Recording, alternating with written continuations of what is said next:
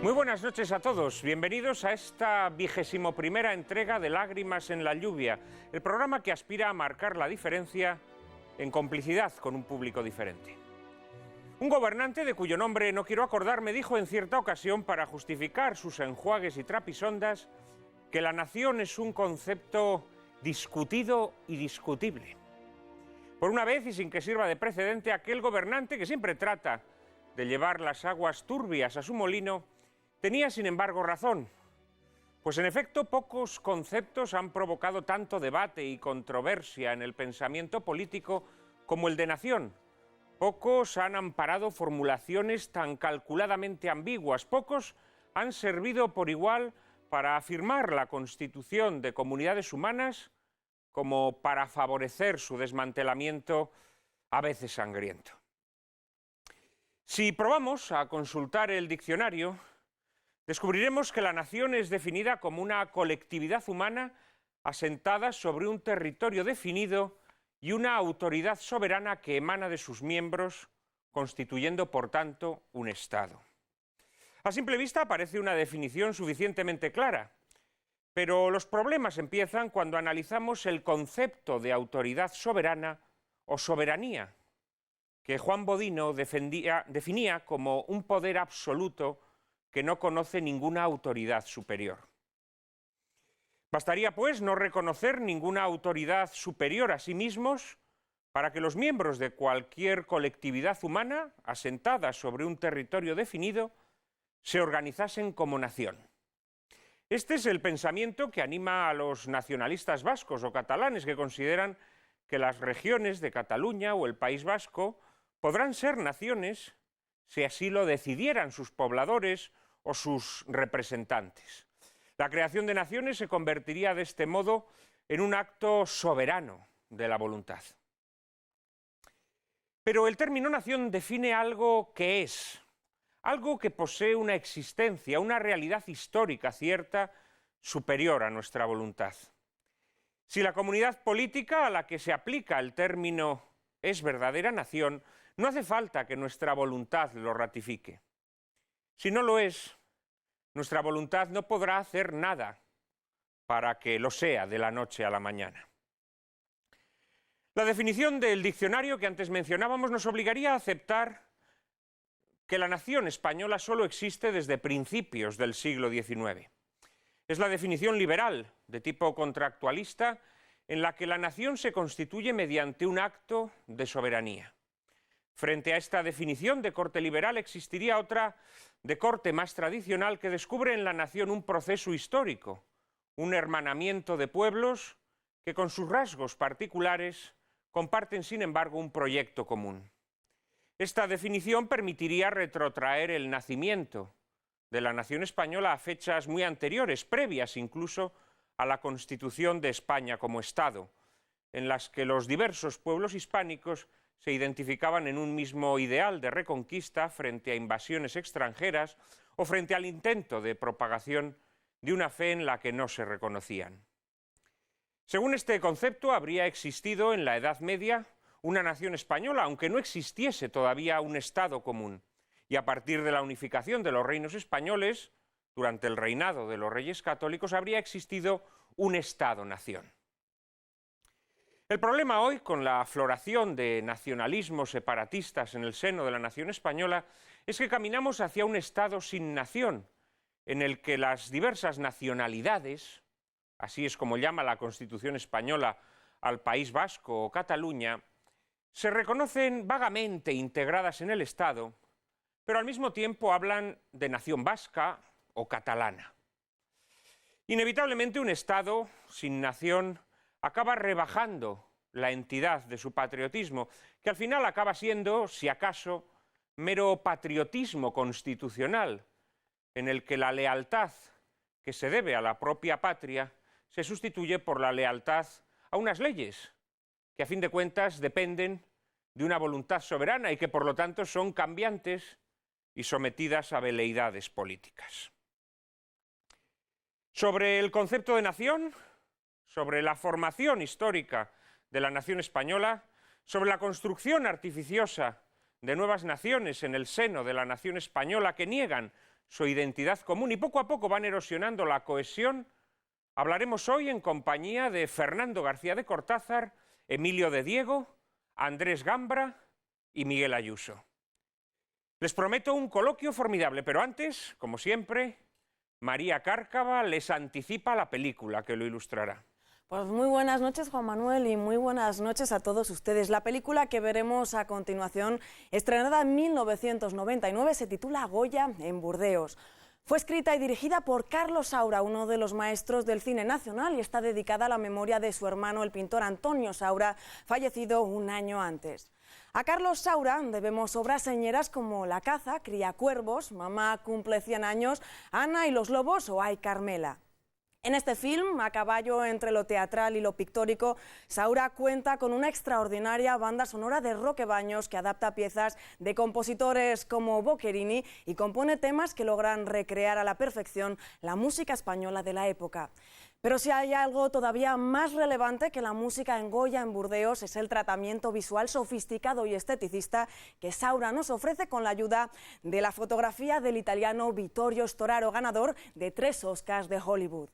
En el reparto de Goya en Burdeos nos encontramos con algunos de los rostros más conocidos de nuestro cine, empezando por un enorme y desgarrador Francisco Rabal, que encarna al anciano pintor de Fuendetodos en su exilio de Burdeos, mientras que José Coronado se encargará de hacerlo en las etapas de su apogeo vital y artístico. A su lado, Eulalia Ramón dará vida a la tierna y resignada compañera de Goya, Leocadia, y una jovencísima Dafne Fernández, que ya apuntaba maneras, interpretará a Rosarito, hija de Leocadia y Goya. Maribel Verdú, por su parte, se encargará de dotar de carnalidad a Cayetana, la altiva y seductora duquesa de Alba, que enamorará al genio de la pintura. Josep María Pou, Joaquín Climent, Saturnino García, Carlos Hipólito, Emilio Gutiérrez Cava y los componentes de la compañía teatral La Fura dels Baus completan un elenco sobresaliente para esta joya que hoy les proponemos. En Goya en Burdeos, Carlos Saura no se conforma con realizar una biografía sobre el pintor de Fuendetodos, sino que nos propone una reflexión sobre el arte de la pintura desde el punto de vista del artista y también un retrato introspectivo en las obsesiones y recuerdos a la vez lúcidos y alucinados del hombre que fundó el arte moderno. La interpretación de Francisco Rabal es simplemente gigantesca. El mal genio entreverado de ternura, la torpeza física, que sin embargo contiene una dignísima prestancia, la respiración difícil que Rabal incorpora a sus parlamentos, hacen de su personaje uno de los más memorables de su fecunda carrera. La escena de la muerte de Goya, postrado en la cama, con el aire quejándose en sus pulmones, como un acordeón roto, y sobre todo ese momento sublime en el que Rabal baila ante la cámara un baile de su tierra, con el rostro oscurecido por los recuerdos y el exilio, forman parte ya de nuestro cine más imperecedero. Goya en Burdeos es, además de un gran ejercicio de submarinismo en el misterio de uno de nuestros artistas más universales, una reflexión quejumbrosa sobre una de las etapas más agitadas de nuestra historia, en la que surge el enfrentamiento entre los partidarios de Fernando VII y los liberales, y donde algunos de los más grandes talentos españoles del momento tuvieron que marchar de España. La película nos propone, pues, una reconstrucción llena de nervio estilístico de aquellos episodios que han dejado una huella indeleble en nuestro ser nacional. Las intrigas palaciegas que favorecieron el ascenso de Godoy, el conflicto entre ilustrados y castizos, la invasión napoleónica, la guerra de la independencia, la persecución de los afrancesados. Episodios, en fin, que sirvieron como telón de fondo al nacimiento del concepto de nación liberal, sobre el que luego tendremos ocasión de discutir. Que ustedes la disfruten.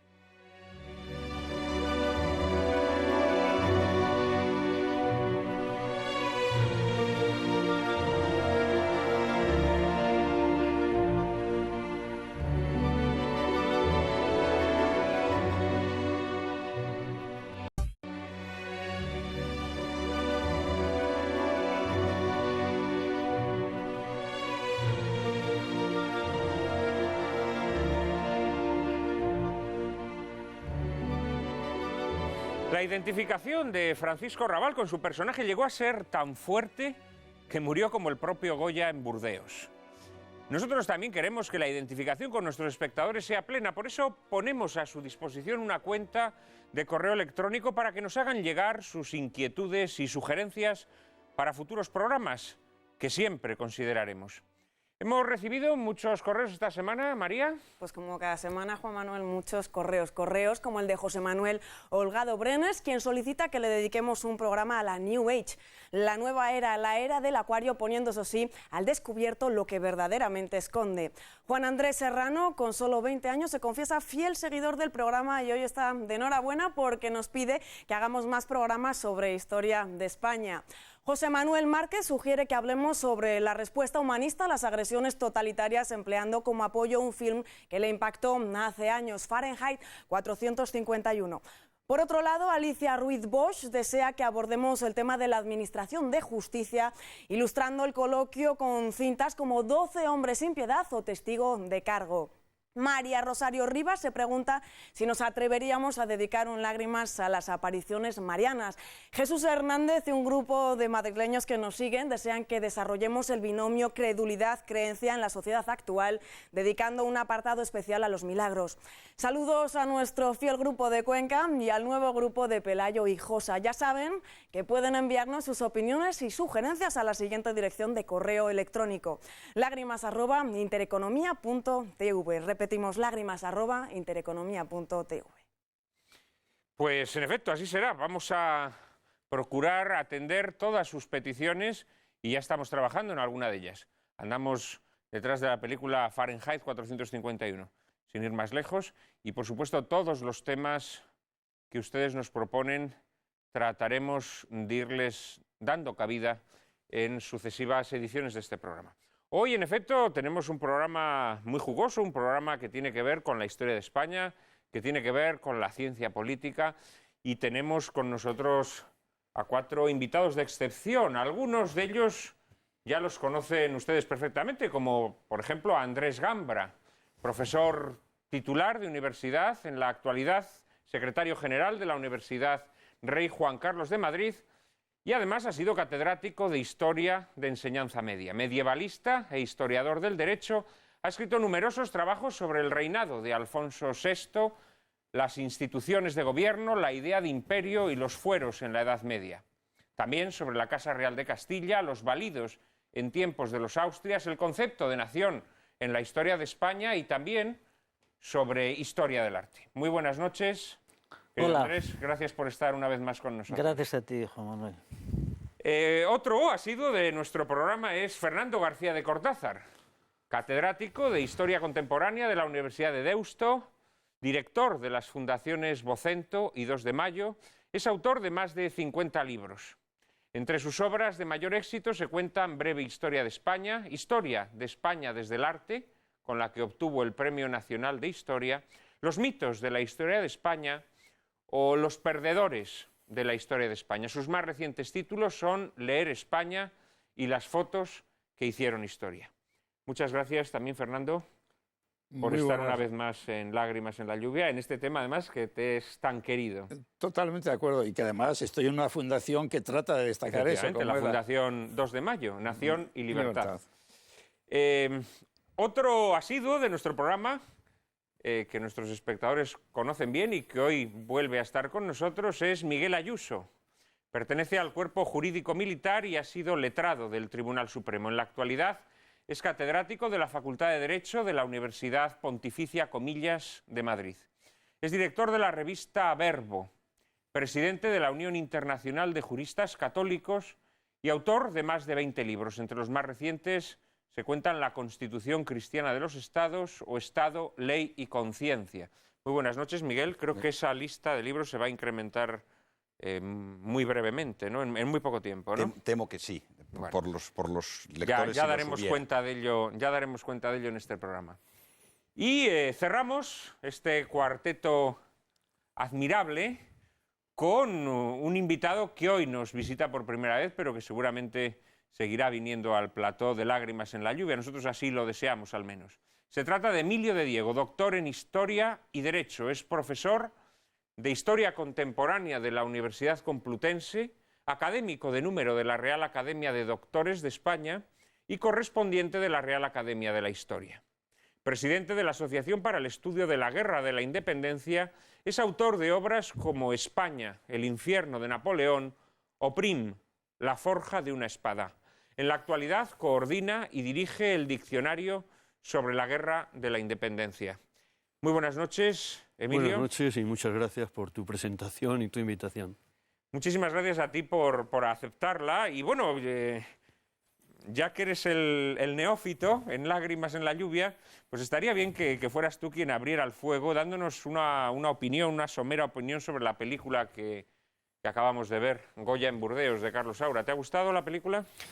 Me ha gustado. Yo no soy un entendido en cine como para arriesgar una valoración en aspectos técnicos, que por otro lado ya se han señalado aquí algunos, la excelente fotografía, la calidad de la música, incluso en otro orden de cosas la interpretación de Paco Raval. A mí la película me ha atraído y me ha gustado. Creo que hay aspectos que están más logrados que otros, lógicamente, pero en tanto en cuanto se ajusta a una expresión que va más allá de la propia interpretación de Paco Raval de Goya. Detrás de eso está quizá la España del momento en cierta medida. Y sobre todo es un discurso basado en el escrito de Moratín, que nos describe desde la llegada de Goya a Burdeos el 27 de junio de 1824 lo que van a ser sus años allí siguientes.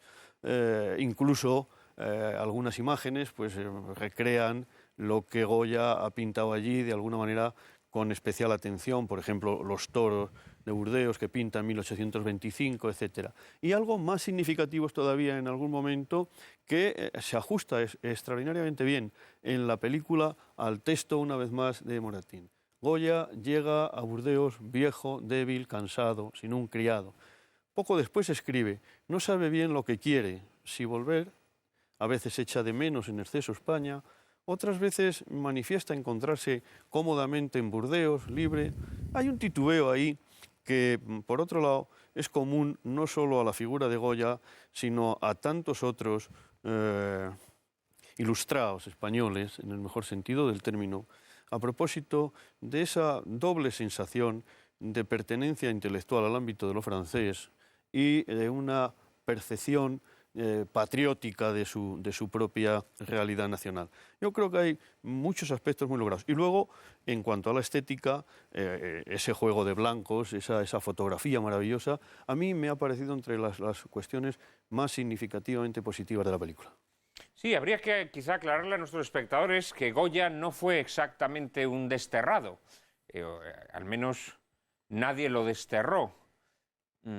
De hecho, Fernando VII, si no me equivoco, lo había confirmado como pintor de cámara.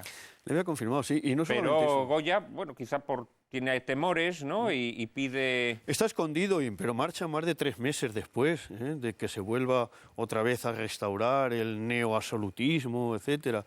Él marcha con algún temor, y yo creo que sobre todo temor, y un poco pues con la esperanza de reunirse con otra gente también que ha salido en los meses anteriores de España. Encontrar un entorno más amigable que el que cree que va a mantenerse en España a partir de octubre de 1823. Él, si no me equivoco, la disculpa que pone es que va a tomar sí, unos va a tomar baños, unos ¿no? baños a un y balneario. avisa que va a ir a Plombier, pero se queda en Burdeos tranquilamente. Sí, él alega motivos de salud, como tantos otros, para salir de España. Pero el hecho de que salga al cabo de 3 meses y todas estas cosas indican que no ha habido una persecución sañuda, diríamos, contra Goya en este momento, en absoluto. Miguel, ¿qué te ha parecido la película? Tú que eres tan poco benévolo. Oye. Con el cine. Y con algunos estamos aquí, ¿no? A mí, Y a veces incluso con algunos... No. Eso es un infundio, querido Fernando. Pero no, como con los sabes. que estáis aquí yo creo que sí. Me estoy es benévolo. preparando el terreno para que no arremeta mucho contra mí. Me estoy preparando. A mí me ha gustado Manon Tropo. Me parece bien concebida la idea de ese viaje al interior de la conciencia de Goya, que está, me parece que logrado, incluso a la luz de los diálogos que el Goya viejo tiene con el Goya maduro, con el Goya joven, ¿no? A través del color, claro, tratándose de un pintor, probablemente el hallazgo de jugar con el color para identificar y representar ese viaje al interior de la conciencia, pues es un logro de la película. La música o la escenografía, lo ha dicho Emilio de Diego ya muy bien, ¿no? En cambio, a mí la película me parece que no termina de rematar, la veo un poco inconsistente, la verdad, y particularmente en el contexto histórico y sociopolítico.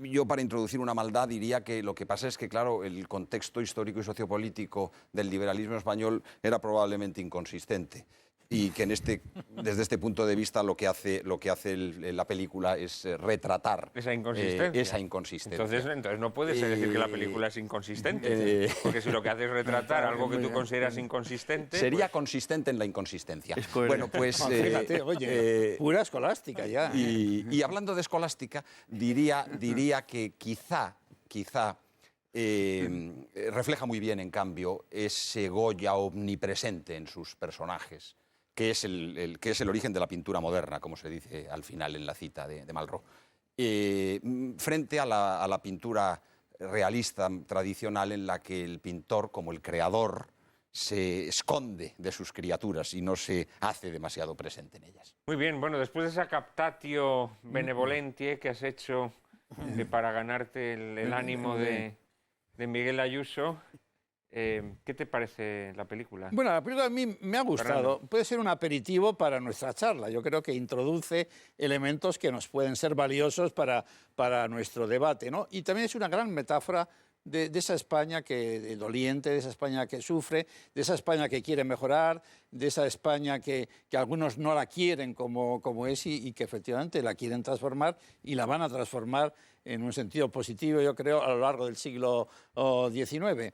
Y yo creo que también haría una reflexión sobre la música. Es la música de Boccherini, que me parece estupendo, y sobre todo pensar que todavía no hay grandes músicos españoles, que después los va a ver y que van a ser músicos nacionales.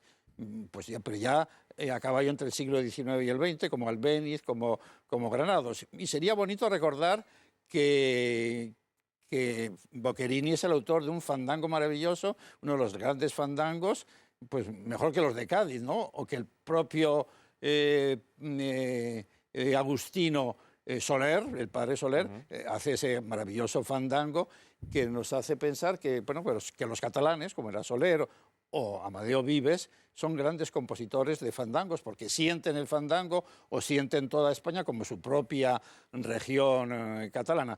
A mí me parece que es un buen aperitivo y en cierta medida da un poco el leitmotiv de una España sangrante, de una España que hay que mejorar, de una España doliente para muchos y que, bueno, estamos esperando que las leyes que ya se han aprobado en Cádiz pues no se conviertan en papel mojado, sino que a lo largo de todo el siglo XIX configuren esta nación, pues para nosotros, nación de ciudadanos, que va a tener en nuestras vidas la gran expresión de la Constitución de 1978, que es la que nos asegura nuestros derechos y libertades individuales y nos asegura que no viremos cejijuntamente las distintas regiones españolas, sino con un cierto sentido de fraternidad.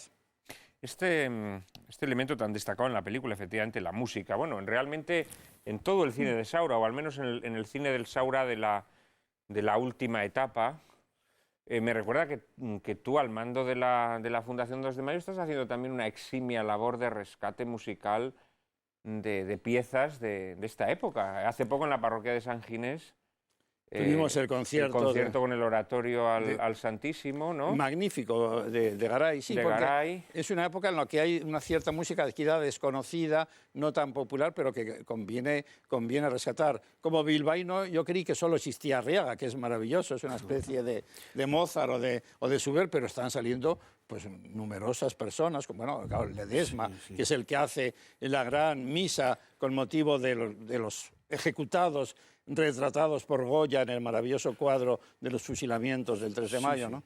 De Mariano Rodríguez de Ledesma, que acaba de citar, y estaría en ese protonacionalismo sin esperar a finales, y habría que añadir a Sor, a Carnicer. Hay muchos importantes músicos españoles en este tiempo también. Lo que pasa es que tenías toda la razón al afirmar que muy poco conocidos, ¿no es verdad?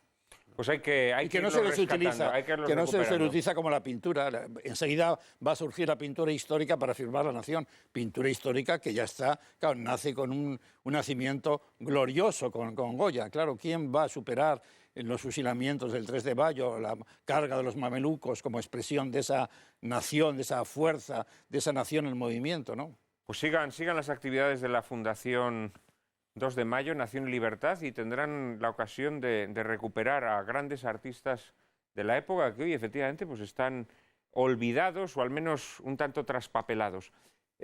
Antes de que María Cárcava nos introduzca en el primer asunto de esta noche, me gustaría conocer también la opinión de Andrés Gambra sobre la película o sobre algunos aspectos de la película que le interese resaltar.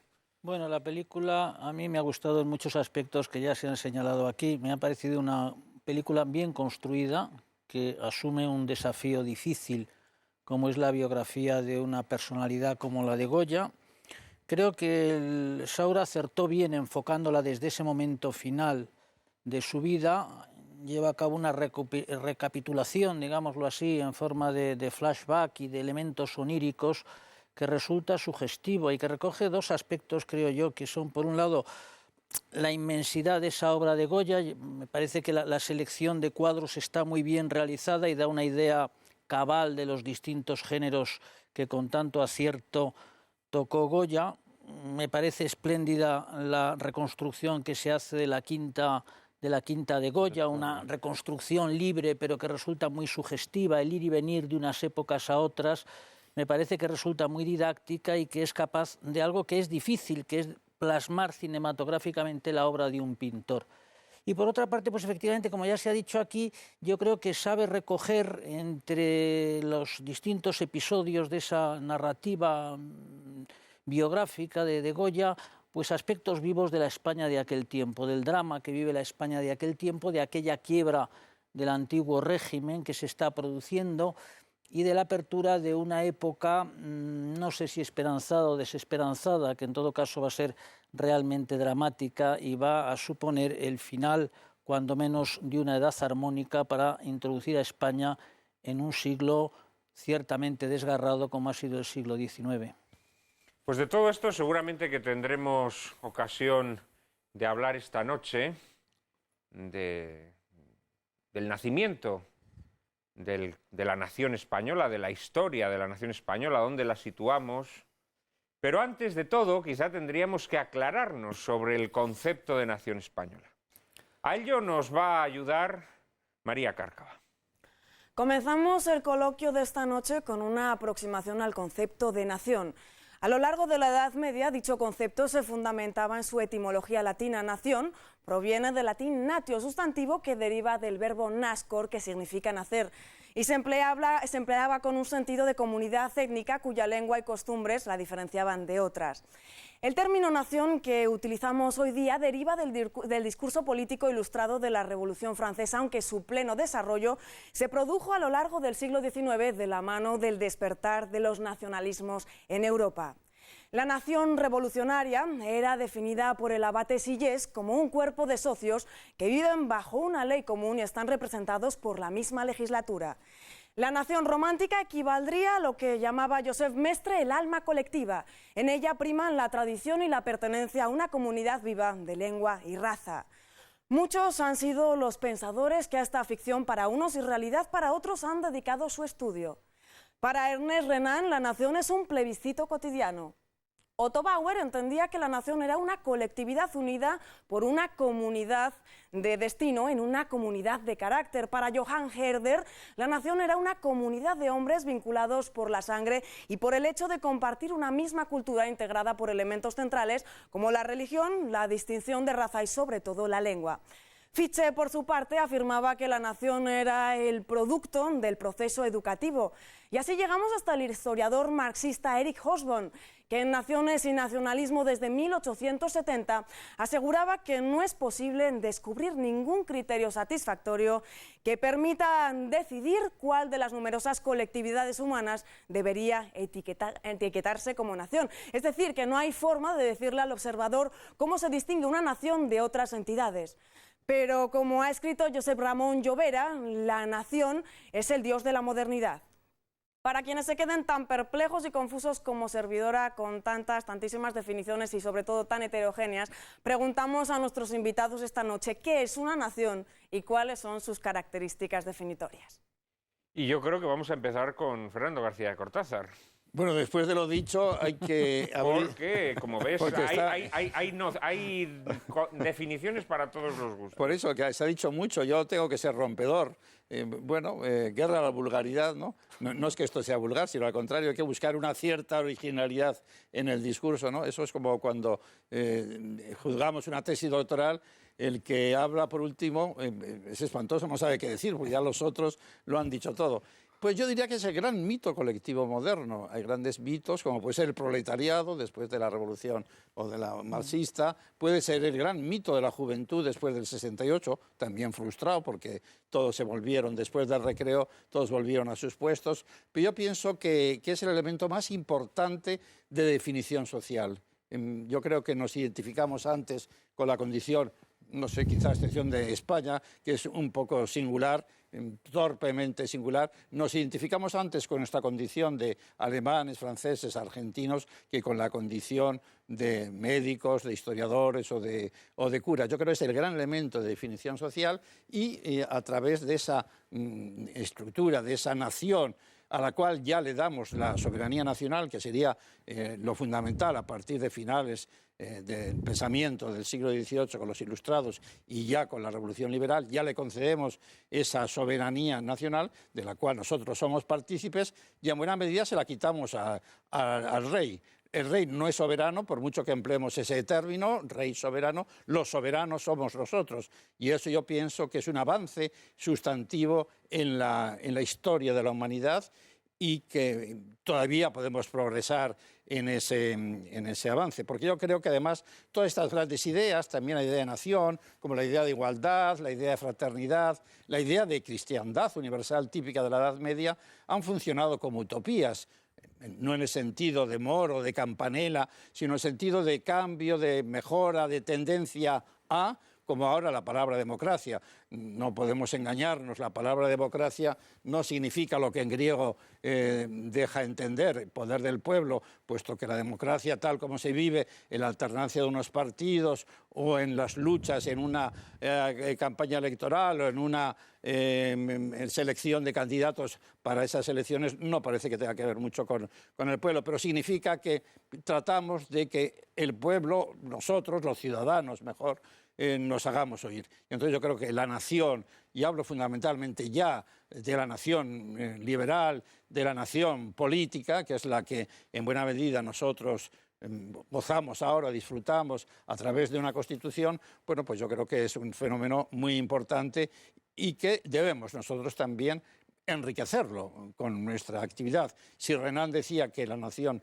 es un plebiscito diario, también la nación española es un plebiscito diario y no tenemos que darla por hecha, que yo creo que el problema que ha sido de estos años, después de la muerte de Franco, con la transición, es dejarla a su albur, la nación española. Y la nación también se construye, es decir, el Estado construye la nación. Y así como en estos años las autonomías han construido sus elementos emocionales en torno a la autonomía, quizá en España se ha dejado un poco pues, al albur de lo que era y no se ha insistido en que también hay que hacer españoles. No solo hay que hacer asturianos o leoneses o vascos, como parece que los estatutos de esas autonomías pretenden, sino también habría que hacer ciudadanos españoles. Miguel.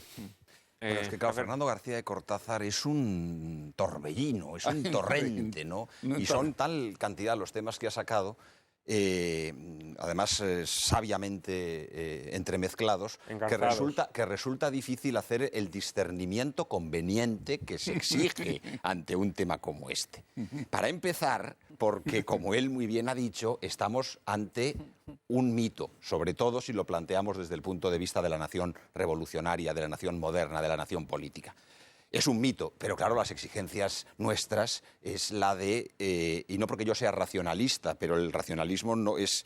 no exime del ejercicio, el no ser racionalista no exime del ejercicio de la razón, es esos mitos, vaciarlos, desnudarlos y contemplarlos en su realidad. No, yo Y ahí- como historiador te discutiría eso. Los mitos son enormemente operativos. O sea que todos lo han dicho, Mussolini, Hitler. No creemos en la nación. Claro, o vamos sea a ver, que el ejercicio intelectual propio de todo lo que nuestro, quieras, de todo lo que nuestro quieras. quehacer Pero los nos obliga quizá los a historiadores desmitificar. vamos a hablar a procesos, Bueno. no vamos a metafísicas, sino a procesos concretos, a evoluciones concretas. Tu amigo Ortega decía que el hombre no es naturaleza, sino que es historia. Y los pueblos no tienen esencia, sino lo que tienen es historia. A ver, sigue, Miguel, sigue. Bueno, entonces, intentando abordar ese mito que Fernando García de Cortázar nos presentaba, pues intentando sacarle de esa dimensión mítica, pues tendríamos que decir que no es lo mismo la nación histórica, la nación cultural, que es apolítica, porque tiene que ver con relaciones de afinidad que vienen determinadas por el nacimiento y que no vienen determinadas por la finalidad que determina el bien común que es propia de la comunidad política, de la nación, por así decir, revolucionaria, de la nación moderna, que está politizada por el Estado. Entonces, uno de los grandes problemas que se presentan para abordar esta cuestión no solamente es la multiplicidad de términos, nación, patria, Estado, de realidades, incluso de actitudes espirituales, patriotismo, nacionalismo, sino su interconexión. Por ejemplo, el Estado moderno implica la soberanía, implica el particularismo, implica la neutralidad, implica una cerrazón artificial. Claro, esto implica, por otra parte, la supresión o la eliminación de la comunidad política. La comunidad política es fagocitada por el Estado. Y ese Estado, que en España no hubo, porque en España fue una monarquía imperial, y que el Estado lo inventaron los franceses y posteriormente fue extraordinariamente operante a partir de la contemporaneidad, pero ese Estado se convierte en Estado-nación. Entonces, a partir de ese momento es cuando nos encontramos con el mito de la nación moderna, de la que hablaba Fernando García de Cortázar, y que efectivamente me resulta, primero, inconsistente, segundo, contrario a las reglas del recto pensamiento y además una forzadura histórica. Emilio. Bueno, yo quisiera insistir en que probablemente si nos producimos en cada ocasión con mayor brevedad, evitamos mezclar demasiados elementos y, aparte de agilidad, hacemos más comprensible y más fácil de entrar en comunicación aquello que Lo manifestamos. dirás por Fernando, quizá. Bueno, quizá por los No, dos. yo no me he alargado mucho. Quizá por los dos. Bueno, que para eso ya hay un moderador aquí, que es el que... Quizá por los dos, y yo adelante. procuraré Yo acepto lo que hay, no tenga caer de en el culpa. pecado que estoy intentando señalar. Bueno, yo de ambas intervenciones anteriores, que me han parecido muy interesantes, lo que resaltaría en primer término es la referencia a la historia, y en segundo a la construcción. Y luego, si es una construcción mítica o racional, pues entraríamos en otro debate y seguramente no son excluyentes los dos términos, a pesar de que se han planteado aquí como absolutamente antagónicos en la construcción nacional. Quisiera centrarme un poco en la nación a la que yo pretendo referirme sin excluir otras.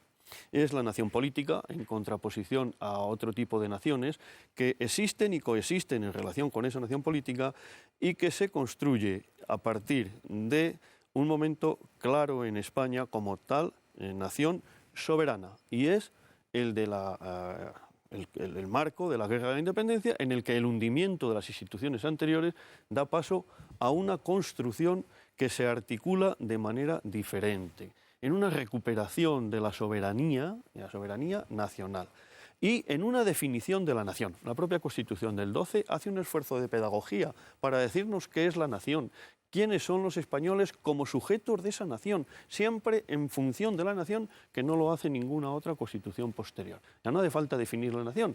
Entendamos que este afán de pedagogía nacional, digamos, está en la percepción que tienes los que le están realizando de que estamos alumbrando una nación nueva. Una nación nueva que se basa en la soberanía nacional. Y con esto termino, por lo menos esta primera intervención, más allá de la eufonía, de la España, nación de naciones, que suena muy bien y que yo compartiría en otros ámbitos, como el de la cultura en algunos aspectos, el de las lenguas en otros aspectos, como instrumentos de relación de esas comunidades dentro de la otra nación más amplia, etcétera, etcétera. Lo que no existe es dentro de una nación que tiene soberanía política otras naciones que tengan soberanía política. Se excluyen radicalmente. Y terminamos esta primera ronda y antes de pasar a publicidad con Andrés Gambra. Bien, yo llamaría la atención en el pronunciamiento de un ilustrado célebre que fue Jovellanos en vísperas de la reunión de las Cortes Constituyentes de Cádiz. Jovellanos dijo que España no necesitaba de una constitución artificial nueva porque ya tenía sus propias leyes fundamentales que constituían la verdadera Constitución española, fruto de una larga historia. A mí del concepto de nación me interesa especialmente esa dimensión suya, la que adquiere en ese momento, 1812, de carácter contractual.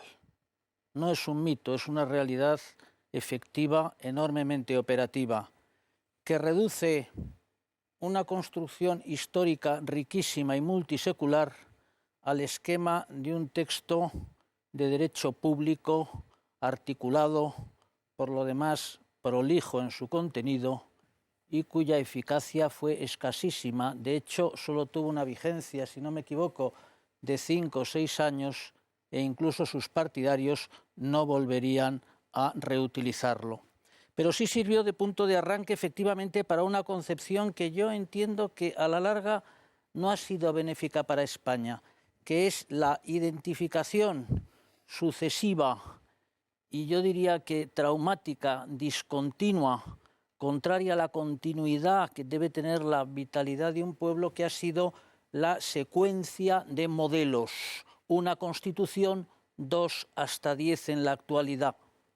La realidad nacional ha quedado reducida a unos textos legales de los que los constitucionalistas hacen un repaso y ofrecen siempre una imagen negativa, incluso aquellas que aparecieron como dotadas de mayor hondura doctrinal, como pudo ser la Constitución de la Segunda República, pues tuvieron efectos reconocidamente funestos. Y la actual, tan cacareada, tan alabada, está hoy en trance también de crisis. ¿Cuánto tiempo ha durado? Hoy se está operando, el gobierno actual, las instancias políticas actuales están operando a sus espaldas. Parece ya un modelo superado. ¿Qué nos habrá legado? ¿La nación de naciones? No lo sé, tal vez sea el final de la unidad de España. Camino lleva ese complicado artilugio que ha sido la España de las autonomías. Pues lo dejamos aquí, en un minuto estamos otra vez con todos ustedes.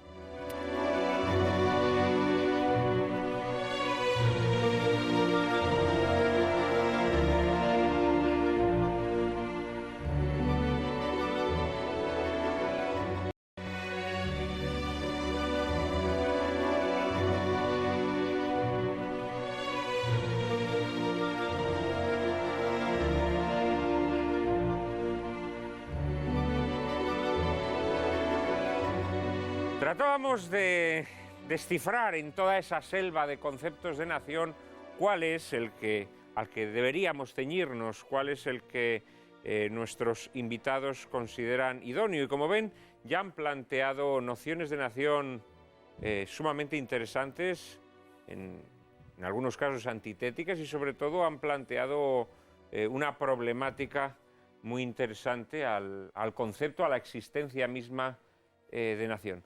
Fernando García Cortázar quería hacer alguna aportación al asunto. No, sí, la principal es relacionada con un poco la propia mecánica del debate. Es decir, sobre todo, si hablamos de España, me da pena que nos detengamos tanto en aspectos que no inciden directamente en España, para algunos construcción nacional, pero con un pasado común, con una lengua, etcétera, etcétera, y insistamos en algo que es quizá metodológico. Porque yo diría así, como reflexión, tanto a Miguel como a nuestro amigo Andrés, la frase que decía Ortega, que los tradicionalistas no aman el pasado porque lo quieren como presente y no como pasado. A mí no me parece nada mal pues que efectivamente la Constitución de 1812 fuera rectificada, y la del 45 y la del 76 y precisamente la de 1978, porque el hombre es dinamismo, somos dinamismo, no estamos determinados ni por la historia ni por la lengua. Efectivamente, entonces somos dueños y soberanos de nuestro presente, y la podemos modificar, y eso no quita nada para la construcción nacional ni para la institución de la Constitución, que pueda ser mejorada. Y yo creo que yo insistiría en eso. Que ese avance indefinido que tú postulas o defiendes también puede llevar a la destrucción nacional, no solo a la construcción, ¿no? De hecho, da la impresión de que vamos más bien camino de la destrucción que de la construcción. Si efectivamente en el año 2040 el elemento nacional o diríamos las definiciones nacionales o lo que la historia ha construido parece que puede ser sustituido por otro elemento, pues bendito sea. Entiendo yo que no vivimos en el mejor de los mundos posibles. No vivimos en el mejor de los mundos posibles. ¿Y por qué no vamos a transformarlo? Pues podemos transformarlo. ¿Por qué vamos a tener la transformación indefinida, digamos? Bueno, claro. El progreso indefinido. Es que, sí, eso yo creo que debe quedar bien claro. Así como critico los derechos históricos, es decir, la historia no tiene que ser para nosotros una lápida, si no sería reconocer los derechos de los muertos sobre los vivos. Pero, los vivos somos nosotros. Es decir, la historia no tiene, diríamos, que imponer su modo, ni el 19, ni el 20, etcétera. Si analizamos, por ejemplo, por ceñirnos a este periodo constitucional, al de la Constitución del 78, es evidente que lo que ha ocurrido en estos 30 años es que los diversos nacionalismos han avanzado hacia una mayor disgregación de la conciencia nacional.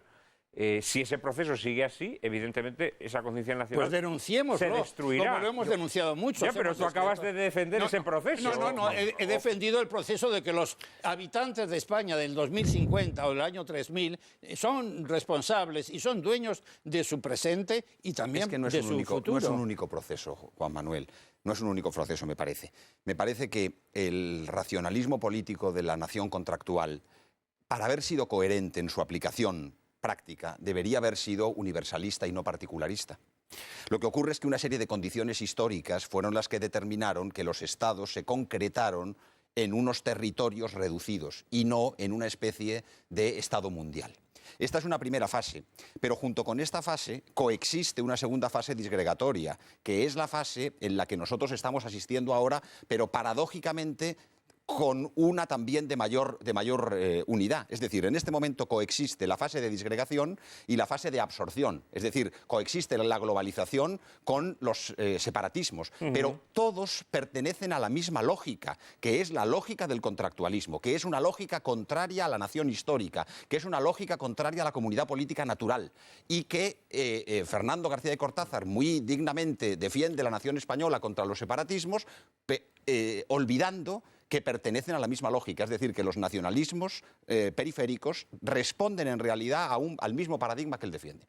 No, los nacionalismos separatistas, como tú les llamas, responden al paradigma tuyo de nación española. No. Es algo inmutable, esencial, natural. Pues si dices comunidad natural, ¿cómo podemos crear o creer en una comunidad natural? Mira, ¿cómo podemos creer en ello? Mira, queridísimo, cuando Rovira y Virgili, referido a Cataluña, que es el ejemplo probablemente más relevante, abordaba los sucesos de 1640 y posteriormente la defensa de Barcelona de 1714, decía que los sucesores de 1640 y de 1714 que él quería olvidar, en realidad eran los carlistas de la montaña de Cataluña. Es decir, que el catalanismo, el nacionalismo catalán, tiene unos orígenes extrínsecos respecto de la tradición catalana. No emerge de las energías tradicionales del pueblo catalán, sino que es algo al margen. El nacionalismo catalán es un ejemplo del liberalismo y de la concepción moderna. Por eso Vicens Vives también decía que Cataluña, con el catalanismo, se había reconciliado con Europa después de 4 siglos. De 4 siglos de haber sido antieuropea, después de 4 siglos de haber sido tomista, de haber sido reaccionaria, de haber sido católica. No sé, Emilio. Con la mayor brevedad posible, al propósito de 3 cuestiones que me parecen capitales. Una especie de descalificación frontal del constitucionalismo, no, en absoluto. Yo eso no lo comparto. La Constitución de Cádiz y las subsiguientes constituciones son fenómenos históricos, reflejan una evolución más o menos deseable en función de la propia libertad de los individuos, que apuntan a un progreso, por llamarlo de alguna manera, no necesariamente lineal, no necesariamente unívoco, no necesariamente permanente, etcétera, etcétera. El que podamos criticar desde el punto de vista técnico la Constitución de Cádiz y su eficacia no nos debe de llevar a olvidar que incluye un valor nuevo sobre el concepto de España muy respetable que tenía Jovellanos, pero una aportación, a mi juicio, novedosa y positiva, que en la España de Jovellanos no estaba garantizada. En la Constitución de Cádiz, la nación se construye como garantía de la libertad individual y de la independencia colectiva, como garantía. Esto queda ya de una manera permanente en las sucesivas constituciones. Después ahí le añadimos una modificación de las normas del juego, esas perturbaciones jurídico-políticas para favorecer nuestros intereses partidistas, y podemos entrar en una perversión de las prácticas constitucionales de lo que queramos señalar. Pero yo no negaría, en ese sentido, la bondad o el avance de un marco de convivencia como el que se establece a partir de una institución que garantiza la libertad y la independencia. Andrés, por alusiones. Sí, vamos a ver, yo, llevado por un criterio polémico, pues de alguna manera he hecho una descalificación global que hay que entender, sobre todo en lo que yo he querido indicar, la cuestión de principio. Yo no digo que en ese esquema de derecho público que elaboran las constituciones no haya elementos novedosos importantes o concreciones jurídicas de interés en el campo de la identificación del derecho, de las garantías jurídicas. Mi crítica, que sí es una crítica decidida de fondo frente al sistema constitucional, tal y como se ha planteado al menos sobre la base de la Revolución Francesa y el constitucionalismo francés de inspiración rusoniana. Es ahí donde yo me muestro opuesto, porque no coincido con ese planteamiento que por otra parte es medular, es fundamental en la concepción política del mundo contemporáneo. Es decir, la idea de que la comunidad, siguiendo los parámetros de Rousseau, puede constituirse repentinamente y expresar una voluntad general que Rousseau afirma que es absoluta, que es infalible, que es necesariamente benéfica, esa especie de visión de la actuación constituyente como una especie de nuevo sacramento de inspiración laica que permite empezar desde cero, que es lo que le interesaba a Rousseau, lo concebía de esta manera. Y yo creo que ese pecado original gravita en todos los planteamientos, en todas las realidades constitucionales que de alguna manera pretenden articular eso que hemos llamado antes un modelo y que tiene mucho pues de prêt-à-porter, es decir, es la imagen que se configura en un determinado momento para vestir un conjunto de intereses que se erigen o se identifican con el interés colectivo nacional. Y yo creo que ahí sí que existe, sobre la base de una mitificación, un aprovechamiento oportunista de unas circunstancias políticas que da como resultados unos artefactos cuyo funcionamiento ha dejado mucho que desear. De alguna manera estás aludiendo a la soberanía, al concepto de soberanía, sí, ¿no? Claro. Esa soberanía que no reconoce ninguna autoridad superior y que tampoco reconoce una realidad histórica que le antecede. Ningún derecho natural distinto de la propia autonomía. El peligro de la soberanía, es que se puede constituir en comunidad política desde los presupuestos que a esa soberanía se le antojen. No, es que esto es lo que yo te quería pedir permiso para interrumpir, te diría. Pero porque volvemos otra vez a una formulación demasiado cerrada y, por tanto, que yo debo de refutar o de expresar mi disentimiento. Y es, has dicho, desde aquí se construye a partir de cero una nación, en absoluto. No se constituye la nación a partir de cero ni sobre una realidad inventada e inexistente. No, en Cádiz se está constituyendo una nación que se llama España políticamente, una marca. No se está inventando España, se está dando un paso más allá de esa España de Jovellanos. Es otra cosa distinta. No se está inventando España. ¿En qué sentido partimos de cero? Allí hay españoles que defienden una manera de ser, que defienden una manera de sentir, que defienden unas señas de identidad. Se está O sea, eso se le da... tradicional. No, Se está pero bien, desmedulando la España pero tradicional. si yo no estoy diciendo que no exista una España anterior, es que esa antinomia entre el carácter histórico y el carácter esencialista de este asunto que estamos planteando me parece una equivocación. Y además que no se ajusta a la realidad desde mi modesto ver, porque ahí no inventamos nada, no partimos de cero. Estamos incorporando esa realidad de otro tipo, añadiéndole una nueva dimensión política. Eso es lo que estamos haciendo. Los diputados de Cádiz se afirman soberanos y no reconocen no solamente una autoridad distinta de la suya, sino ningún principio distinto de su capacidad generativa, insisto, de una nueva concepción de la sociedad que ellos plantean de forma absolutamente autónoma, no ya solo de la historia, que podemos considerar en este o aquel aspecto superado, sino incluso de la historia, una concepción Bueno, y aunque del fuera así, hombre... ¿qué importa? Pero es que no. Aunque fuera así, Es ¿qué que invocan importa? la historia, invocan la yo tradición. creo que sí que O sea, importa. se trata de un Me debate parece- histórico, es decir, los historiadores, es decir, para nosotros este tipo de discusión nos suena, diríamos, Es a histórico una y discusión conceptual. con marcianos, es decir, No, pero- estamos hablando de la evolución de España como Pero si es que España constitucional, la evolución... sea buena o mala para ti la Constitución. ¿Me dejas terminar? Sí, cómo no. O sea, porque si no, si vamos a discutir ahora sobre si el principio de legitimación de la Constitución estaba en la España tradicional o estaba, etcétera, entonces yo creo que no avanzamos. Y sobre todo los historiadores vamos a los hechos, a los procesos. ¿Qué ha sido a partir de entonces? Entonces yo creo que no es bueno para los televidentes que nos enzarcemos en una discusión Fernando, metafísica. Fernando, Yo este es ¿Qué un ha sido a programa partir que de el tema que entonces? tratamos es un tema Estamos que tiene tratando de este naturalmente tema, una proyección histórica, pero bueno, también tiene una proyección política. Sin Pero duda. bueno, Cuando hablamos de precisamente nación como la histórica tiene, y precisamente conceptual, como la tiene, claro. y conceptual. Y conceptual. Pero bueno, si estamos discutiendo sobre la maldad de la Constitución como hecho constitucional, bueno, yo fíjate. pienso que la universidad es un diríamos, un debate de marcianos. O sea, fíjate. nosotros en nuestra asignatura nunca debatimos esto. Me parecería muy bien desde otra óptica, Pero, Fernando, desde la fíjate. filosofía del derecho, Pero la si yo legitimidad de la no estoy Constitución. aquí como historiador, estoy ya. como persona. Bueno, no, bueno, me pues importa Yo la creo que en historia este un pito. programa, Ah, no te importa la historia un pito, No, pero en quiero este decir que yo programa aquí quiero- tienen que tener cabida los terráqueos y los marcianos. Los marcianos. Bueno, pues bueno, me parece, eso me No, parece pero si no es un estupendo. Sí. problema, no es un problema de extraterrestres. Pero bueno, es que parece que los marcianos nos están llevando a la discusión y hemos olvidado de un proceso histórico anterior al XIX, No lo sé, que podríamos no lo sé. recoger cómo se va construyendo España desde el siglo XIII. Tú es que como yo eres lo que quisiera de es historia que- contemporánea te quieres quedar ahí. No, al contrario, si estoy llamando, Parece estoy muy haciendo respetable. una llamada hacia los reyes católicos, hacia Fernando el Católico, hacia No Fernando partimos de cero, III, no creo hacia que se Jiménez de parta de Rada, cero. hacia las Navas de Tolosa. Está haciendo un llamamiento hacia la gran cultura española, hacia la lengua. Es más, y no, yo diría y no otra perder cosa, el tiempo, bueno, que no es perder.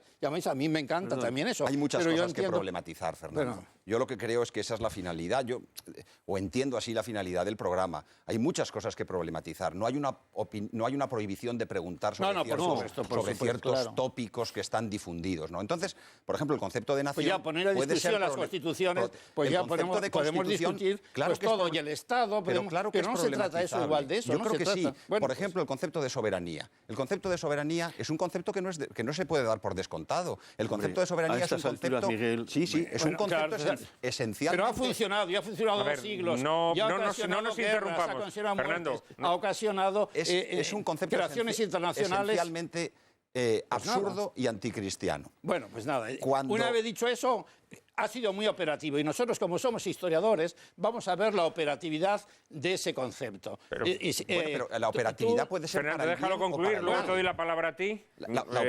Digamos que Miguel, la yo operati- estoy dispuesto a aceptar para el mal, pero ha sido esto y esto, Sí, y bueno, hay que decírselo bueno, pero a los televidentes. Creo que decir a los televidentes que la soberanía ha sido operativa para el mal no es poca cosa. Bueno, pues nada. Bueno, eso es poca una cosa. explica por qué ha sido operativa para el mal, porque si no también porque es que- damos si es que por la- descontado cosas que quizá el espectador no El concepto entienda. de soberanía es un concepto absurdo. Ese poder superior a todo y que no encuentra ningún límite de ninguna naturaleza no existe, para empezar. Y en segundo lugar, su pretensión es absurda y anticristiana. Cuando Gaspar de Añastro y Sunza traduce al castellano el libro de Bodino, entre las correcciones que dice traductore traditore, porque dijo las repúblicas de Bodino católicamente enmendadas. Y entre las correcciones católicas que introduce este jurista aragonés del siglo XVII es que un hispano no puede admitir el concepto de soberanía, porque el concepto de soberanía implica, no es suprema potestas, no es un poder superior en su orden, sino un poder ilimitado. Si la soberanía, pero esta es todavía la soberanía regia que se pretendía. Si ya pasamos a la soberanía nacional o posteriormente a la soberanía popular o en nuestros días a la soberanía del individuo, que es a lo que hemos llegado fundamentalmente a través del individualismo nihilista propio de la posmodernidad, pero todo gira siempre en torno a la misma lógica que es la de la soberanía. Perdón. Fernando. Adelante. Bueno, es que no tengo nada que No tienes decir. nada que añadir. No, tengo Yo que sí decir quiero muchísimas decir cosas, algo. pero están fuera, a mi entender, están fuera de tiesto. Bien. Hay que recordar, con soberanía mala o buena, en el siglo XX han surgido 100 y pico naciones. Ha habido un gran movimiento que se llama el nacionalismo, que ha enfrentado a colectivos que se han enfrentado a matar. Ha habido terrorismo nacional, etcétera. Conceptos que efectivamente me parecería mucho más que debían ser objeto de debate que no una pura definición. Bueno, y si te desahoga decir que la libertad es demoníaca, como en algún programa lo has dicho, pues lo sé, dilo y ya está, y nos sentimos yo no tranquilos. digo la libertad. Pero vamos a ver lo que ha hecho esa Querido libertad, Fernando, déjame terminar, esa libertad demoníaca. ¿Qué concreciones ha tenido en esta nuestra España? ¿Por qué hablamos de nación española? Porque no solo, como hemos dicho aquí, Cádiz, sino hay un pasado, no solo los ilustrados, sino también un pasado de construcción de un Estado que no lo inventan los franceses, que igual los españoles lo inventan antes, como tú has dicho. Mira, las tres grandes monarquías, inglesa, francesa y española, son las grandes constructoras de los estados desde el siglo XVI, final del siglo XV. Y entonces ahí podríamos hablar un poco para fundamentar lo que es esta España que algunos amamos apasionadamente, porque si encima damos a los espectadores esta imagen de que ya no sabemos lo que es España, ni la Constitución, etcétera, entonces yo creo que hacemos un flaco servicio a la idea de España. Hacemos un flaco servicio a la idea de España no es España. amar a la Constitución, ¿eh? Creo que son dos cosas distintas. Bueno. Es que eso ya es una convergencia o una identificación sofística, querido Fernando. Si tú ya lo que dices o lo que descalificas es que nosotros, o que yo, en este momento, vuestro servidor, modestísimo, no amo a España porque no amo al constitucionalismo, no te he dicho, no. ese es un intercambio ya que me parece un poco delirante. No, ¿qué va a ser delirante? Es que ¿Qué va a yo ser creo que delirante? no, Es decir, no vamos a ver. si no, tú evitarías la condición de españoles y la suprimirías y les negarías la condición de españoles a 3/4 partes de la población española, porque con tu idea de nación española no se puede identificar en buena parte de los españoles. En cambio, sí, a través de un texto que más o menos, bueno, pues lo aceptamos porque por lo menos Pero evita que nos matemos. Y lo aceptamos porque nos garantiza nuestros derechos y libertades individuales, que no existían en ese periodo que te gusta tanto a ti Existían del antiguo régimen. de otra manera, Bueno, de Fernando. otra manera. Es sí. que el problema- Pero bueno, el vamos problema a, es eso que no se puede discutir sí en se historia, puede no se puede discutir. discutir Sí que en el siglo XVII y el XVIII los derechos eran como los derechos de un hombre del siglo XXI. Sí se Pues puede sí, bueno, discutir, bueno, sí muy se bien. puede discutir que estamos Pues hablando es discutir de del momentos- sexo de los ángeles. No, son discutir. momentos diferentes en los que la operatividad de la libertad jugaba de un modo diferente. La libertad de la que se gozaba en el antiguo régimen. Pero estás hablando en serio, estás hablando Pues en serio. estoy hablando y en tú que eres serio. profesor de Derecho Constitucional, A ver, estás no nos hablando en interrumpamos, serio. no nos Mira, interrumpamos. yo soy profesor de Derecho Constitucional, pero carezco de lo que se llama de formación profesional, que es muy bueno no tener de formación profesional. Bueno, Emilio. yo creo que estamos quizá, no sé si más lejos o más cerca de lo que aparentamos, porque aparentamos estar lejísimos y podemos estar mucho más lejos, pero a lo mejor no estamos tan lejos. Si de esa especie de focalización demasiado reduccionista que hacemos en algunos puntos, pretendiéramos darle esa dimensión histórica que yo he intentado introducir desde el primer momento. Hay una realidad y hay una España anterior, eso es innegable. Yo por eso no aceptaba lo que decía Andrés a propósito de la partida de cero del rousseauianismo. No hay una deriva perversa necesariamente del hecho de que esa sociedad se proclame soberana porque inmediatamente va a introducir los elementos para el control de esa propia soberanía en el ejercicio a través del desarrollo institucional subsiguiente. ¿Lo hará mejor o peor? De acuerdo. ¿Lo hará con multitud de errores? De acuerdo. ¿Irá alguna perversión? Evidente. Ahora bien, ahí yo no le veo el que estemos ante una especie de principio inmutable del mal, en absoluto. En todo caso, un ejercicio de libertad que nos puede llevar a mejor o a peor. Si esto lo traemos al presente, porque yo sí que creo que tiene una gran importancia lo político aquí, la deriva de la Constitución del 78 habrá que apreciarla en alguna imperfección de origen, si se quiere, del título octavo, pero luego mucho más todavía en la inadecuada gestión que se ha hecho del propio texto constitucional. Esto es lo que quizá tendríamos que analizar. En algo que se ha señalado aquí, en que no se ha llevado adelante un esfuerzo imprescindible y además que debería de haber sido prácticamente de obligado cumplimiento, en el mejor sentido del término, de permanente sentido de España. Y cuando hemos entregado la escuela, hemos entregado los medios de comunicación locales, hemos entregado otra serie de elementos de educación o de formación en manos de quienes los han utilizado para deformar, yo no creo que eso sea achacable estrictamente a la Constitución, en absoluto. Y bueno, hacia el futuro, hacia el futuro, pues probablemente llevamos un rumbo indeseable. Yo a título particular así lo creo. Ahora bien, vuelvo a lo mismo, esto no debe de ser la justificación de una descalificación universal de la invocación de la libertad, de una soberanía nacional y de una historia constitucional. No creo. Terminamos con Andrés este bloque. Parte con lo que dices, pero por ejemplo en el caso de la Constitución actual, muchos de esos males graves que tú denuncias, yo creo que se encuentran en su origen, un poco en eso que tiene, querámoslo como que no, esta Constitución de nación, de nacionalidades, y eso es un pecado original que está ahí, que podía tener gravísimas consecuencias, que se pretendió decir que no las iba a tener y que al final las está teniendo y muy profundas. Yo lo que entiendo es que también esta tertulia nuestra, amistosa, se distorsiona un poco por el hecho de que estamos hablando de la nación a partir, condicionados por la película, de 1812, lo cual nos hace aterrizar en un tema que es más de derecho público, de derecho político, que no relacionado con la compleja, como decía Fernando, historia, proceso de la nación. Si empezamos una conversación de este tipo afirmando que la nación tal, no sé qué es lo que se ha dicho, pero se da a entender que se consagra o se construye en 1812, estamos incardinándonos en un tema muy sensible y polémico, en una perspectiva, por mucho que digas, Fernando, que no es solo histórica, es otras cosas. A mí me encantaría, aunque no digo que mi opinión se imponga, reconducir esto hacia esos otros pagos, es decir, los del origen histórico de nuestra nación. ¿Qué tiene nuestra nación de grande? Precisamente sobre eso vamos a hablar después de la publicidad. En un minuto estamos de nuevo con todos ustedes.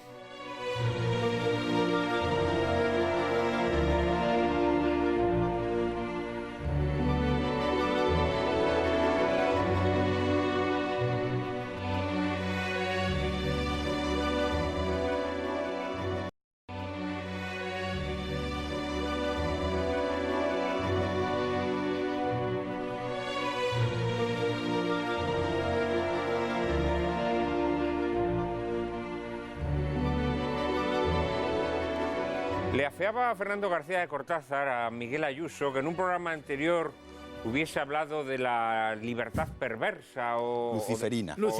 O luciferina. Bueno, yo diría que la libertad es un movimiento. Es un movimiento que tiene un punto de partida y tiene un hacia dónde, un lugar hacia el que va. La libertad puede ser la más noble de las pasiones humanas, sí parte de un reconocimiento de la verdadera naturaleza humana y camina en la dirección adecuada, pero sí puede ser perversa, naturalmente, si es una libertad desnortada que además parte de presupuestos inicuos o falsos o ajenos a la naturaleza humana. Ese era el sentido de mi frase, claro está. La libertad sin ley, que no tiene la libertad negativa. Pero eso ocurre con las grandes ideas, ocurre con tiene un aspecto positivo y otro negativo. Lo resume bien. Caras, sí, pero bueno, que la libertad en sí misma, porque la libertad a veces se encumbra como si fuese algo intocable. La libertad puede ser libertad buena y puede ser libertad mala. Es una facultad de elegir los medios. Es un gran don que tenemos y que los cristianos destacaríamos y lo destacamos. Y frente a aquella idea de Juan, la verdad os hará libres, yo digo, La libertad os hará verdaderos, nos hará Tú como auténticos. Zapatero dices no, que la- no sé si lo dice, pues me lo ha Sí, sí, copiado. sí. Pues me lo ha copiado, porque lo he Zapatero escrito hace mucho Permíteme. tiempo. La libertad os hará auténticos, os hará verdaderos. Sí, Porque pero- el otro, la verdad, ¿cuál verdad? La verdad de la Iglesia, mi verdad, la de unos, la de otros, no. Lo veo más en clave prudoniana, y Sí. apuntando hacia lo que decía Juan Manuel y sin caer en lo luciferino. Probablemente la libertad no sea otra cosa. Bueno, no que hablaremos. la ocasión del bien y del yo he mal. escrito sobre esa frase que ha popularizado Zapatero ocasión del bien y del que mal. me parece una paráfrasis evangélica, en este caso sí, lo diré, diabólica. Lo de la libertad os hará verdaderos. Pero Pues, vamos a... antes de Zapatero la tengo escrita yo en un Sí, libro bueno, que tú has pues- leído. La libertad os hará verdaderos, os hará auténticos. O sea, yo creo pues, que... tendré que decirle Bueno, a ese es Zapatero que me espontánea- pague el derechos. espontaneísmo La madre del vitalista. bien y del mal. Claro, sí, Bueno. pero eso es un Pero irracionalismo es que eso ocurre en absurdo. todo, y en el amor, y en la piedad, y en el perdón, y en la docencia, ocurre lo mismo. Vamos a tratar de centrarnos en el tema que hoy nos ocupa y ahora sí vamos a hablar de ese origen histórico de la nación española. María Cárcava nos introduce en el asunto. ¿Desde cuándo puede hablarse de la existencia de la nación española? Hay quienes sostienen que España empieza a caminar por un sendero común desde época visigótica, con el Tercer Concilio de Toledo y la conversión del rey Recaredo. Luego, con la invasión musulmana, el sentimiento de tierra perdida y sobre todo de hermandad y unidad en lo religioso permitirá que reinos diversos compartan un proyecto que afiance su identidad común. El ser español se fraguaría aún más con el descubrimiento y evangelización de América, con la creación de una España de ultramar y con la defensa de la cristiandad en la lucha contra el turco. Pero sería entre 1808 y 1812 cuando, tras la invasión napoleónica, se afirme la nación española como concepto político, con un hito fundamental, que es la Constitución de Cádiz, que consagra la soberanía nacional y propicia un debate sobre la ordenación territorial de España. Allí en Cádiz se estableció que formamos una sola nación y no un agregado de naciones. Allí se diseñó un Estado unitario que afirmaba los derechos de los españoles por encima de los derechos históricos de cada reino. Los diputados gaditanos establecieron una administración centralizada, una fiscalidad común, un ejército nacional y un mercado liberado de la rémora de las aduanas interiores. Pero frente a esta conciencia nacional no tardarán en brotar en alas de las peculiaridades regionales exaltadas por el romanticismo, nacionalismos excluyentes y periféricos, a veces alimentados por el odio y la violencia, que se opondrán a la existencia de la nación española hasta llegar al punto en el que ahora nos hallamos, en el que para muchos España como nación simplemente ha dejado de existir. Los invitados de esta noche, perfectos conocedores de nuestra historia, podrán responder a la pregunta ¿cuándo nace la nación española y cuáles son los hitos principales de su formación? Andrés. La nación española, ¿cuándo nace? Pues la nación española se va formando lentamente. La conciencia de constituir una comunidad de gentes que tienen un yo o un nosotros propio al hilo de una configuración compartida de carácter cultural, de carácter jurídico, de carácter también religioso y en parte también político, con profundas raíces que se van decantando a lo largo del tiempo en la estructuración de ese yo colectivo. ¿Cuándo aparece la idea de Hispania como algo, como una colectividad habitada por alguien que tiene en ese nosotros? Pues es probable que se remonte a tiempos de los visigodos.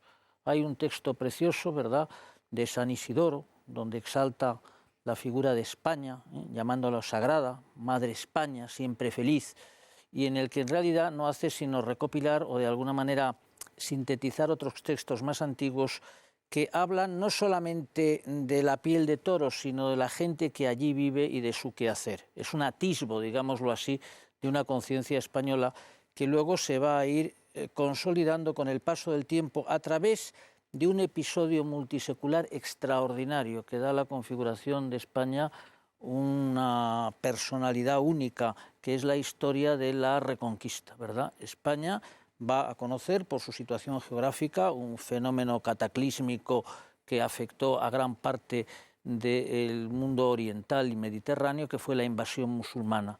Y allí, contra todo lo que podía parecer plausible, habiendo los musulmanes prácticamente ocupado todo el territorio español, va a surgir una resistencia que se va a prolongar durante siglos y va a hacerlo movida por la idea de la pérdida de España. Se ha perdido España y hay que recuperar esa España. Ese proyecto de recuperación, unida a la idea de que se ha perdido algo que era un patrimonio común de los minúsculos núcleos dispersos de resistencia que surgen en el norte, es algo que cruza, lo ha descrito maravillosamente José Antonio Maraval en un libro estupendo que se llama, magnífico libro, La historia de la idea de España, en la idea de España en la Edad Media, dice él, esa idea de restauración de España, de reconquista, cruza nuestra Edad Media como una saeta desde Covadonga hasta Granada, cuenta él. Y va apareciendo muy tempranamente esa idea de recuperación, va apareciendo muy tempranamente en los cronistas. Siendo así, debemos pensarlo que es una idea prodigiosa, porque realmente la España visigótica se ha extinguido, la España visigótica había tenido una historia limitada y lo que ha sobrevenido podía perfectamente haber significado el final de la existencia de España como un país que previamente solo estaba, una nación que estaba solo en ciernes,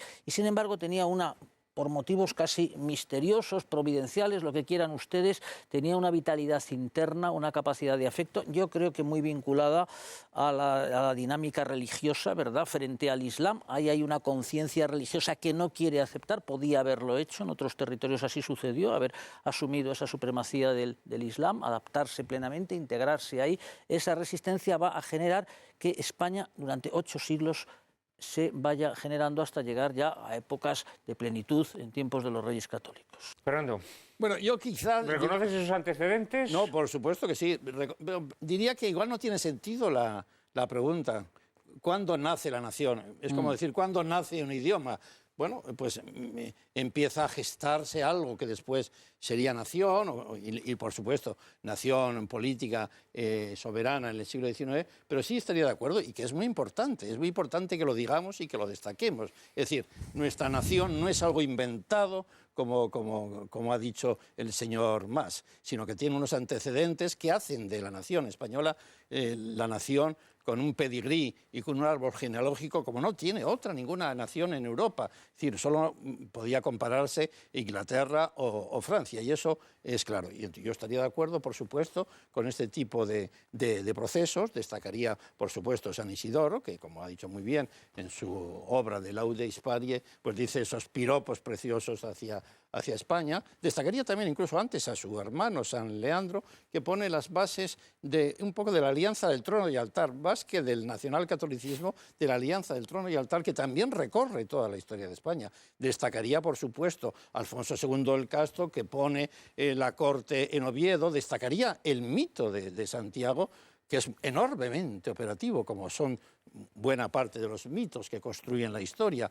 Es decir, ¿qué nos importa que efectivamente fuera así, como nos dice la leyenda? Pero Santiago recorre toda la Edad Media y recorre también buena parte de la Edad moderna. Recordemos a Pizarro ante el gran imperio inca, Santiago cierra España. Es decir, o sea que eso es muy importante. Y luego, por supuesto, recordaría la gran acción de los 3 grandes reyes de Fernando III, de Jaime el Conquistador, de Alfonso el Sabio, esta trilogía que efectivamente ponen ya en buena parte fin a la Reconquista, y luego ya pues acciones tan importantes como el propio Rodrigo Jiménez de Radas, obispo de Toledo, navarro victorioso en las Navas de Tolosa, que escribe ya, es decir, hace a España sujeto de un libro, su libro sobre el de Rebus Hispania. Es decir, yo creo que eso es muy importante. Y luego, efectivamente, la gran acción de los Reyes Católicos es muy importante en esto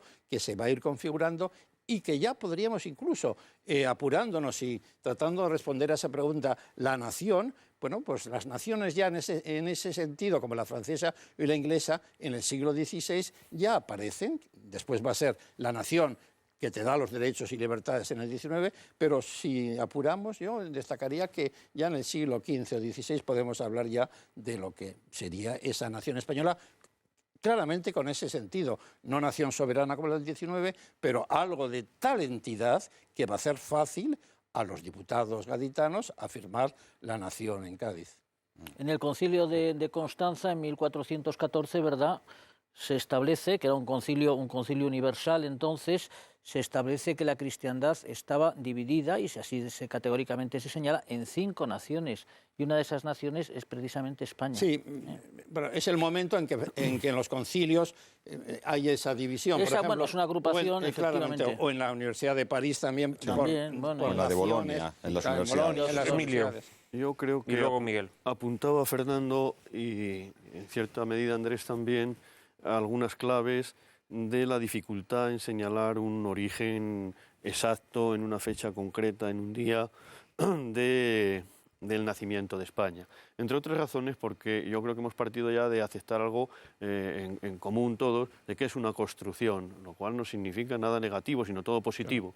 Una construcción que se va realizando a través del tiempo, alumbrando diferentes percepciones de esa propia realidad. Es decir, su carácter histórico no solo externo, es también interno. De manera que cometemos un enorme anacronismo y nos lleva a estos problemas de interpretaciones más o menos conflictivas si inmediatamente proyectamos hacia el pasado nuestro concepto de España, nuestra percepción de España, nuestro sentido de nación y de realidad actual. Y eso lo hacemos con demasiada frecuencia y de manera muy poco evitada, y no digo evitable. Entonces eso nos lleva a señalar, pues, no sé, determinadas cosas que parecen iguales y no lo son, y creamos una especie de confusión o de confrontación. Yo comparto plenamente que un sentido de España es tan antiguo como perfectamente puede ser la España visigoda, y de hecho se habla de España. Y más aún, no apuraría más porque bajo Roma se hablaba de las Hispanias, pero tampoco es porque hubieran 400, sino, bueno, en fin, un sentido evidente, que se va desarrollando con un eje vertebrador muy importante que es la Iglesia, con un factor impulsor enormemente importante que es la fe. Ahora, tampoco reduzcamos la construcción, incluso en ese sentido, de España a la religión o a la fe, porque la dimensión humana abarca otros aspectos y van precisamente a estar imbricados, si se quiere, subordinados, pero siempre presentes en ese propio desarrollo. Y yo entendería, y ya con esto termino, creo que no soy el que más extiende, que el elemento de definición política que hemos incorporado nosotros marca un paso hacia otro concepto de España, hacia otro concepto de nación, más próximo al nuestro que esa otra pregunta general de cuándo nace España. Pero, por supuesto, España es, y si se me apura, y hay que afirmarlo rotundamente, la nación más vieja y más sólida de Occidente. No, quizá la pregunta sería si ese nuevo concepto de nación que surge en el siglo XIX es un concepto que surge precisamente para destruir esa realidad histórica previa o para combatirla.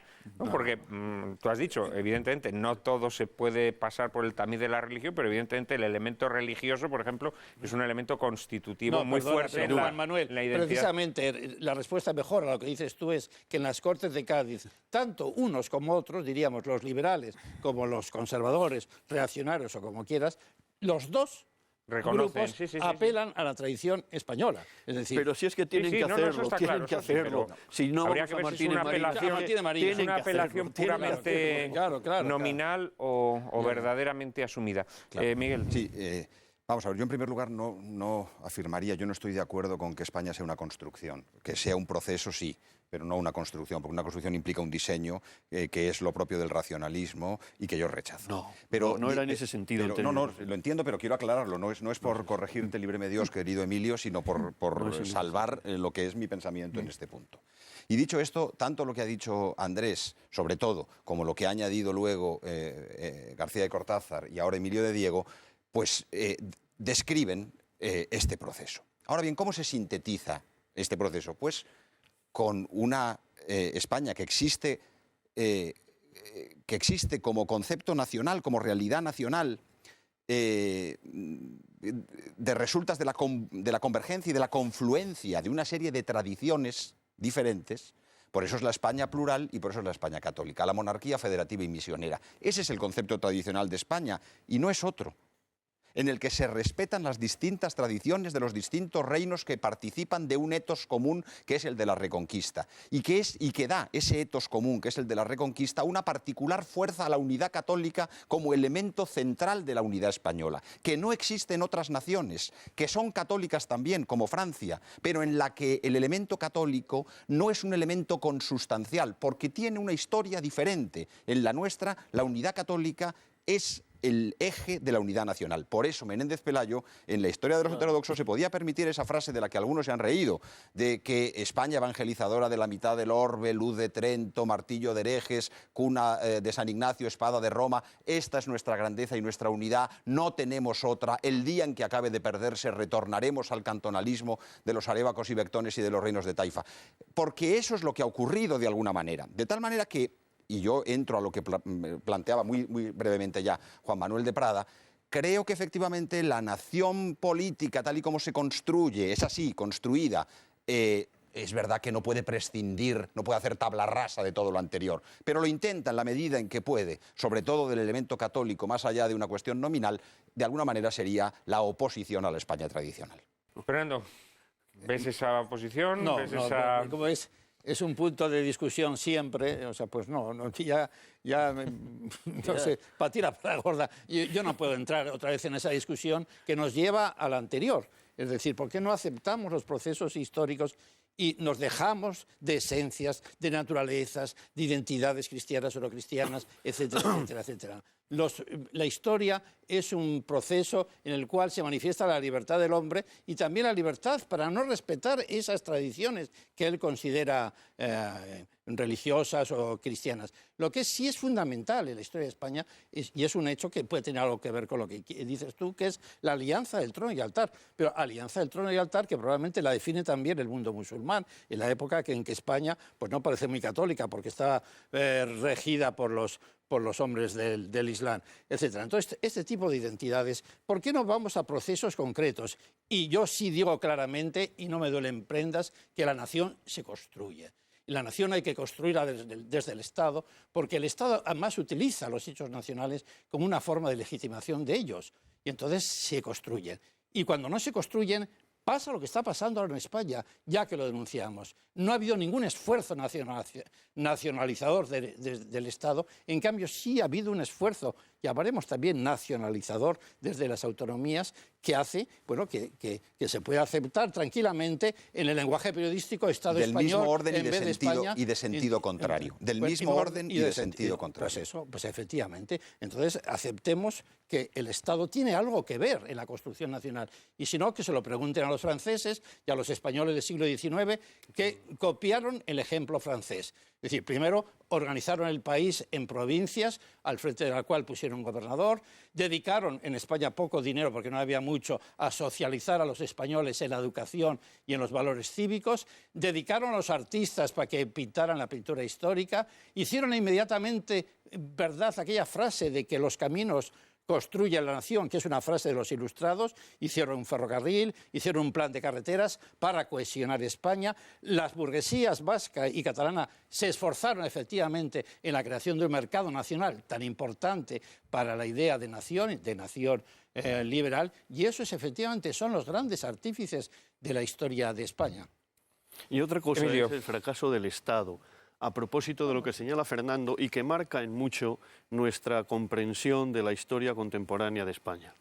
El fracaso del Estado español, al arrogarse, no digo permanente, pero sí en más ocasiones y más profundo de lo que sería deseable, al arrogarse un cúmulo de competencias para la que casi nunca ha tenido los suficientes recursos, lo que inmediatamente genera la aparición de unas prótesis perversas que pueden ir desde el caciquismo al nuevo caciquismo de las autonomías. Pero esto tampoco nos debe de llevar a la descalificación del Estado como instrumento, sino al análisis de los aciertos y errores del Estado. Y en la percepción del español de lo público, esta huella es tan profunda que hasta hace 3 días se veía bien que el español reaccionara frente al Estado como si el Estado fuera su enemigo, empezando por la Hacienda. Para pagar de tontos estaría bueno. ¿Sí?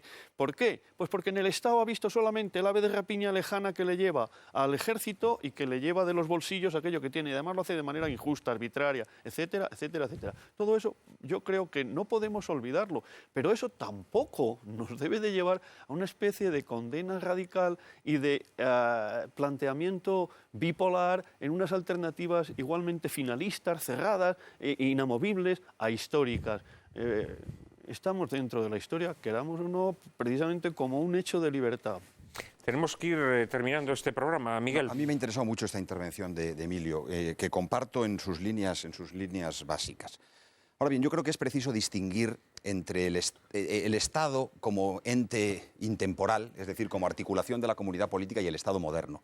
Yo cuando hablo en contra, hablo del Estado moderno. No hablo en contra de la comunidad política, líbreme Dios, no soy anarquista.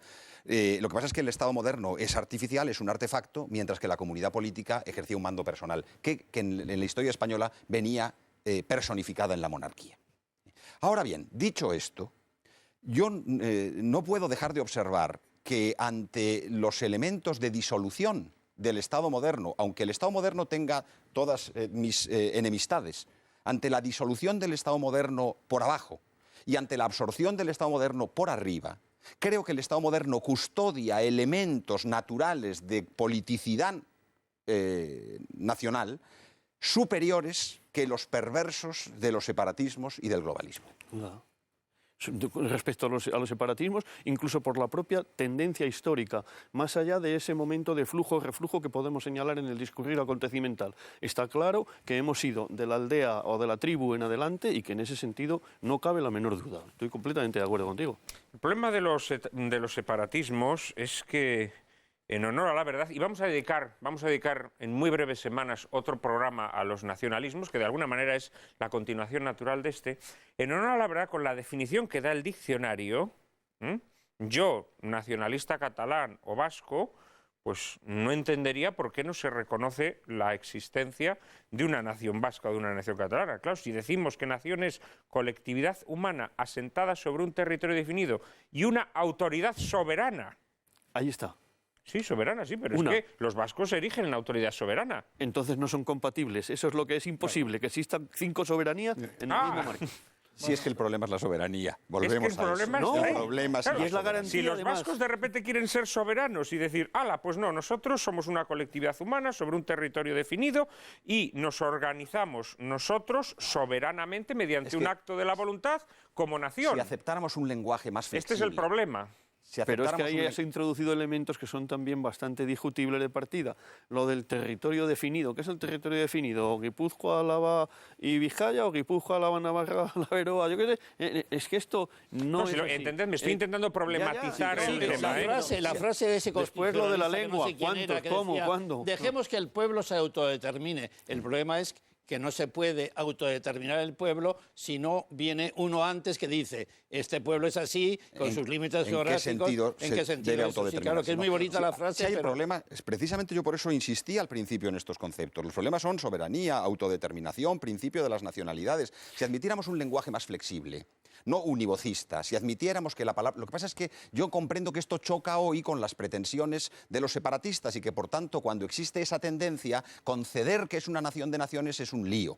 Pero, en realidad, con un lenguaje más flexible, menos rígido, deberíamos admitir que España está integrada por una pluralidad de naciones culturales, pero que no tienen derecho a tener su propio Estado, porque no hay derecho de autodeterminación. Exacto. Marabal en ese libro... Terminamos contigo, Andrés. Marabal, en ese libro al que nos referíamos antes, de la idea de España, magnífico libro. Sin embargo, en el epílogo, que es curioso y parece escrito en un momento distinto a la publicación inicial del libro, señala que el hecho de la nación española, que él ha ido, o parecería que ha ido describiendo con un enorme afecto a lo largo y sobreabundancia de datos a lo largo del periodo, dice, sin embargo, que es una realidad que surge a finales del siglo XVIII, no antes. Y bueno, pues de alguna manera esa afirmación es significativa, es decir, hay un cambio. Él ha reconocido una historia de 1500 años de España fecunda y señala, no obstante, la nación no aparece antes, surge a finales del siglo XIX. Finales del siglo XIX es un momento, tendremos que reconocerlo, extraordinariamente crítico, de replanteamiento revolucionario, donde entonces, claro, van a pasar muchas cosas, y entre ellas la que estábamos apuntando. Finales del siglo XVIII. Finales del siglo XVIII. He dicho 19, que no, finales del siglo XVIII. 18. Ha sido un lapsus lingüe. Finales del XVIII. Se apunta entonces un proceso en el que el protagonismo de la nación va a convertirse en un elemento nuevo, conceptualmente perturbador de muchas cosas. El principio de las nacionalidades va a consagrarse y justifica esas voluntades de autonomía y de independencia de regiones determinadas que podrán reclamar por derecho propio si no hay otro trasfondo distinto. Es un poco lo que nosotros, o yo, intento debatir. Desgraciadamente tenemos que dejarlo aquí. es hora y pasa, como me decía a mí mi abuelo cuando me decía que tenía que irme a la cama. Así que damos por concluido este programa sobre la nación española, donde esperamos haberles aclarado algo el concepto político e histórico de nación. Pero les emplazo, como les digo, por supuesto, al programa de la próxima semana, que en un minuto les diremos sobre lo que tratará, y a ese programa sobre nacionalismo, sobre nacionalismos, que les he anunciado, que espero que sea antes de las próximas elecciones autonómicas ya inminentes, elecciones autonómicas y municipales. Muchas gracias a todos nuestros invitados, gracias una vez más por vuestra sabiduría y por vuestra amistad. Muchas gracias a todos por estar ahí viéndonos y, como les digo, en un minuto, María Cárcava y yo mismo les anticiparemos el asunto de nuestro próximo programa.